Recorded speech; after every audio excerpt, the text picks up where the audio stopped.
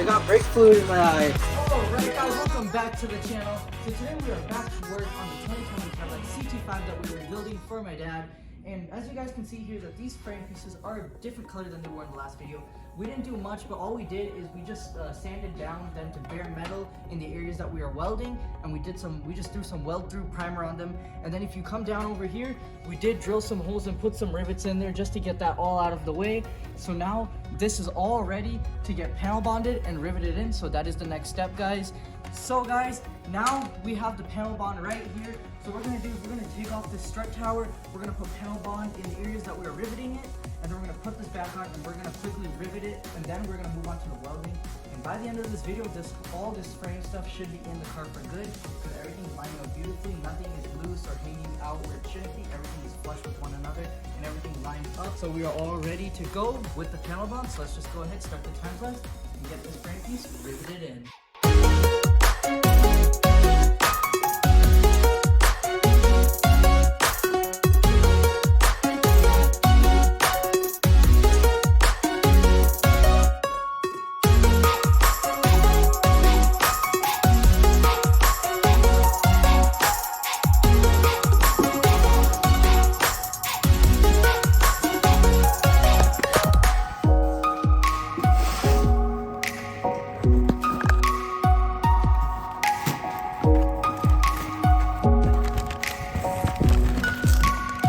Dude, that looks so cool. It's a good donut.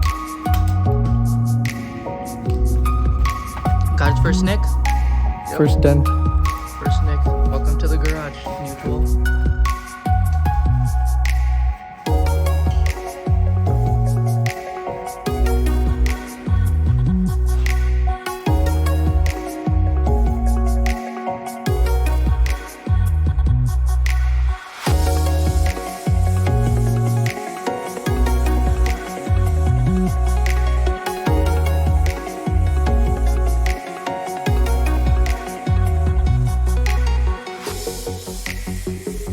Alright guys, me and my brother here, it takes 2 people to break these rivets. These are so it's a steel rivet and a steel mandrel, so both parts are made of steel. Steel rivet. Kyle actually knows how to make the parts. Yeah, so this stuff, we got a few more rivets left, but this is coming really well, and everything is in proportion. I'm super happy, guys. The strut tower is gonna be in, so we can't talk for too long because the panel bond's gonna dry, and we only have 60 minutes of work time. And these rivets really take a toll on you, so. You guys hear how loud that is? Oh, These are this one. these are tough. Oh. I'm kind of having fun. That's kind of funny. That one was tough. Alright, here, let's see. So you just did one, let's see if I can do one. Doing one on your own is really hard. Wow. Ow. Last one, here we go. Okay. Alright guys, so check this out right here. We got all the rivets and all the panel bond completely done. And honestly, it was a lot easier than I thought it would be. However, putting the rivets in themselves was really hard, but they were no match for me and my brother over there. So it was really easy to pretty much, like, as far as doing the entire thing, it was pretty easy. I'm gonna show you guys now what it looks like. Now keep in mind, it's probably not my best work, but it is strong and it is secure. So coming over here under, you can see all the rivets are put in. They're all nice and tight. We have a bunch of them. We have a bunch of vice grips, and you can see all of the panel bond oozing through. And we did add a little bit of extra panel bond around the edges of things too, just to make it more secure. That's why it looks a little bit more messy, but it is all strong and secure, and it'll cure in 24 hours. And once that all cures, we will paint this. But now the next step is going to be to weld everything in. As you can see, everything is right up where it's supposed to be. Everything is clamped down and where it should all be. See all the holes for the welding and the spot welds. Everything is good to go. So we are ready for the welding, and once the welding is done, we can seam seal everything that needs to be seam sealed, like the rivets and the welds, and it'll look a whole lot better because I'm usually pretty good with seam sealer, so it should look a lot better when I'm done. Plus the seam sealer goes over the rivets and everything, so this will all look a lot better. Right now it's a work in progress, but when it's done, guys, it's gonna look better than OEM, and this thing is gonna be strong and secure because this thing took a really big hit right here. And look at it, guys, it's almost all back together, so I'm super excited. Now the next step is to weld. So I'm super excited, guys. This has been a long time coming. Let's go ahead and weld.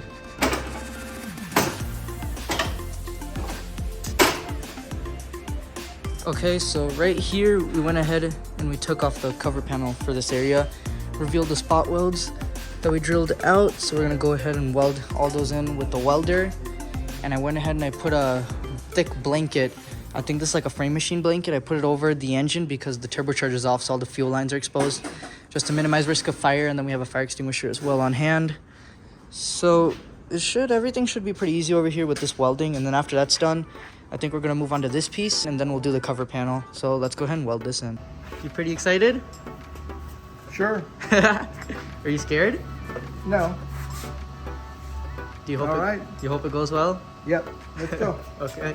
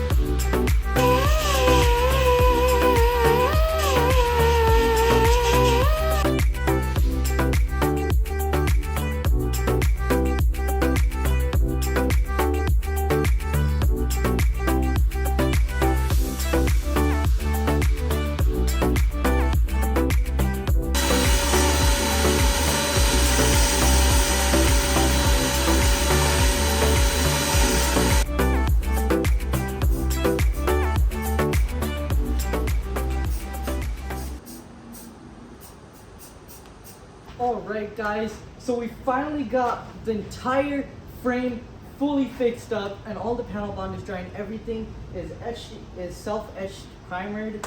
So we got everything rust protected and everything in for good. This thing is so strong, guys. And now it's time to release the clamps that we had holding the panel bond in for good for it. So we have like 4 clamps right here. So we're gonna release them all, and this is all just gonna be up here under its own strength of rivets and welds.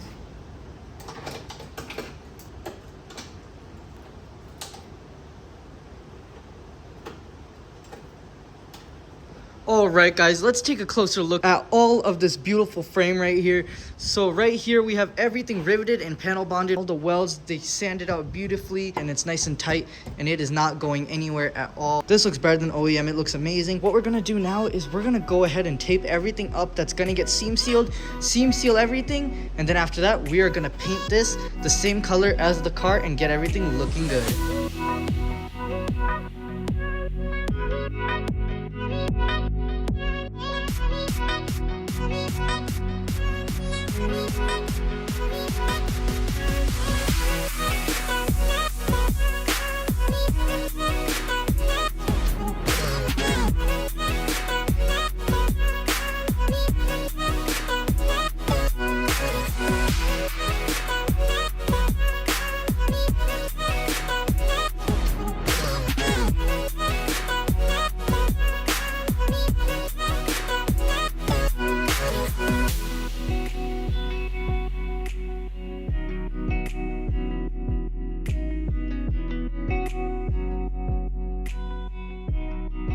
Alright guys, so check this out. So we got all the seam sealer laid down and we got all the rivets, all the welding, everything completely done. This frame is now tip-top shape right now and it is good to go. Now the last step is to throw some paint. So once we throw some paint on this frame will be once again 100% brand new again. So right here I have the paint and I had it mixed to match the vehicle by code. So now the paint is ready, so let's go ahead, start taping, start masking, get everything that we don't want to paint tarped up, and then we'll go ahead and start throwing some paint and get this thing looking brand new.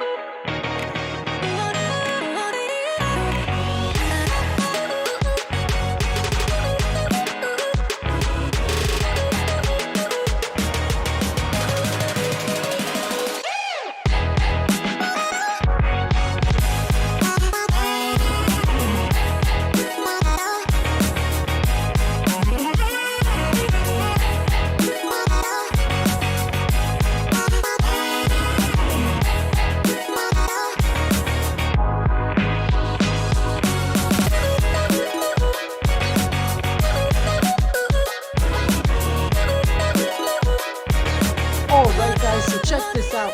So everything is now painted in. I went ahead and I did that radiator support or upper tie bar, if you will. I went ahead and I got that painted as well. So everything is now painted. The framework is 100% complete. Taking a closer look at this framework, you can see everything is painted in this paint. I think this color is called Dark Shadow Metallic.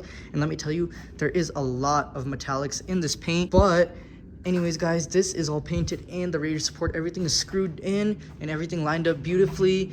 Just look at this guys, everything, the welds, everything is in. Everything looks so good everywhere. It's painted, seam sealer is everywhere. This all lines up, everything is lined up, everything's painted in. And I went ahead and I snapped in the engine wiring harness as well throughout the rail, and I brought those wires out there too. But guys, we got so much work done today. We got the frame fully welded up, we got everything in. I mean, I literally cannot get over how strong this is. And now this is all held up with the stuff that's supposed to be held up by. Guys, the next step is gonna be to do that subframe. So we will do that tomorrow. So I'll see you guys tomorrow. Alright guys, so it is the next day here. And just take a look at this frame. I just walked in, I'm looking at it now with a brand new, fresh, rested mind. And this looks amazing right here. So today what we're gonna be doing is we're actually going to be replacing the subframe now. It should be pretty easy, but also a little bit tricky, but I think we know how we're gonna do it, but it's in that big box right there. So let's just go ahead, let's try it. I think we have to drop the power steering rack and some suspension components and the sway bar, and then we can take the subframe out and then we can put the new one in. So let's just see how it goes.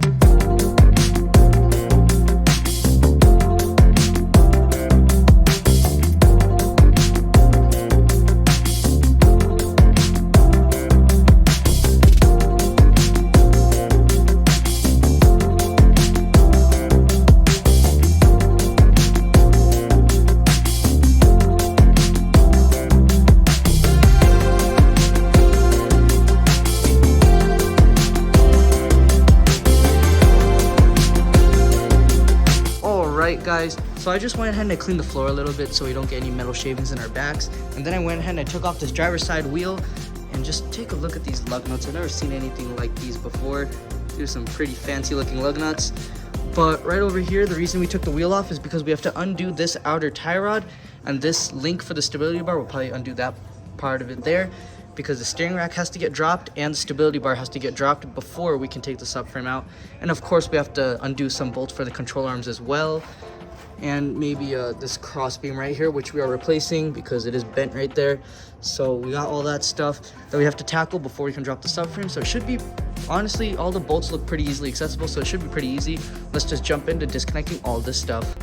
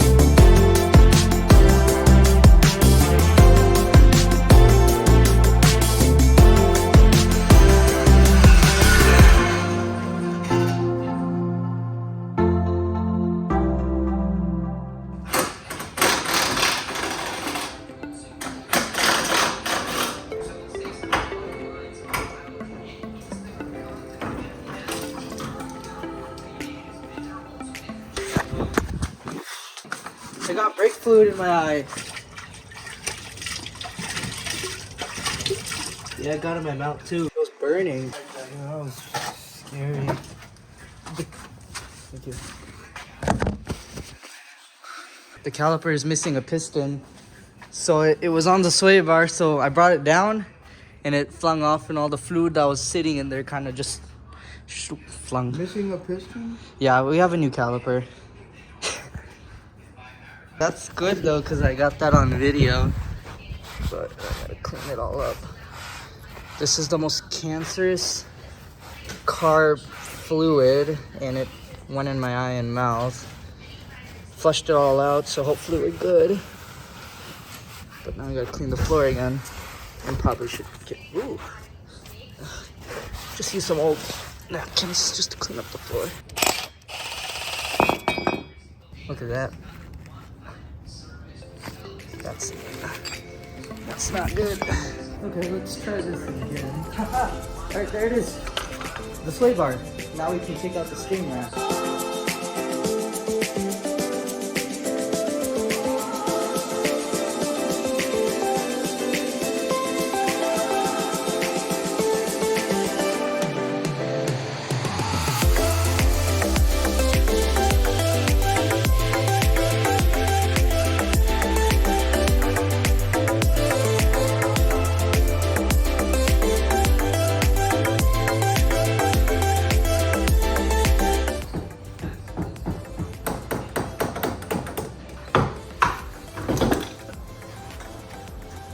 Alright guys, so here's what the underside of the car looks like now. Pretty roomy under here now, but we took the stability bar out and the steering rack and everything that was attached to the subframe on the driver's side. Now we are ready to take the subframe out. Let's take out the new subframe and see where all the mounting bolts are so we don't miss any. This is very light for a subframe.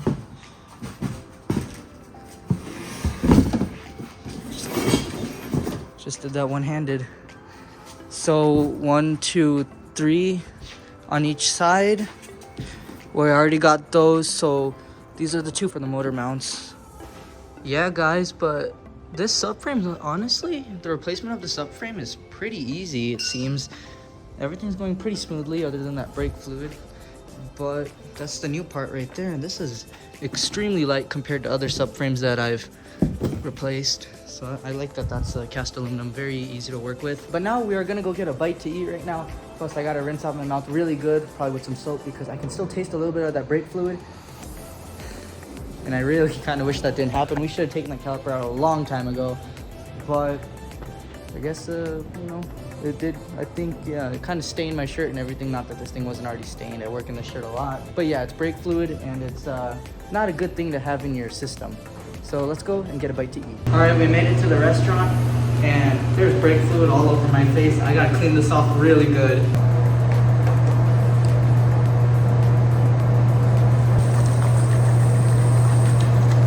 Well, I guess this video kind of just turned into a vlog, but yeah, brake fluid, not a fun thing to have all over you, and it definitely burns a lot, but the burning stops, so I think we're good.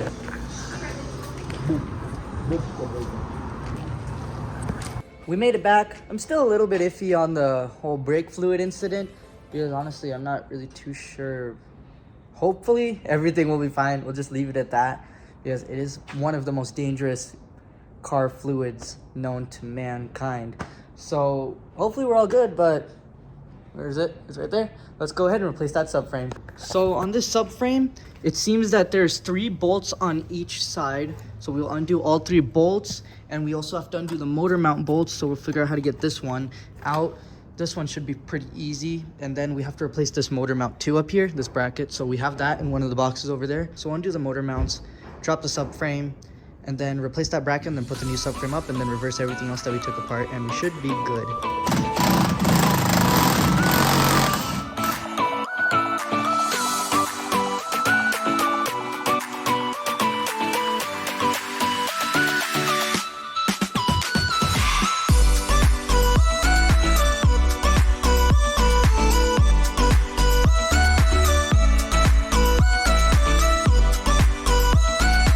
Alright guys, so I got all the motor mount bolts out. I actually had to go under the car to get these 2 out. They were extremely long and took a really long time to get out, because this one was in a very hard to reach spot. There's not much room back here to wiggle around, but over here you got all the room you can need, because I could not get that top nut out. It's just way too many hoses and wires coming through here. But that side was very easy because the turbo is not there right now. So that's good though, because this is the side we have to replace the engine bracket on. So let's just go ahead, jack the engine up just a little bit, and take the subframe out and put the new one in. So this right here is the new bracket. It's gonna take place of that broken one there. Sits in there something like this on the side of the engine. So this right here, that's the spot to do it from. There we go. Now the engine's lifted up just ever so slightly. All right guys, so we got the jack under there supporting the engine. And then right over here, we have the engine hoist crane. We just have this strapped up right here, just holding the cooling assembly off the car ever so slightly. And now we can drop the whole subframe, and everything else will stay in place.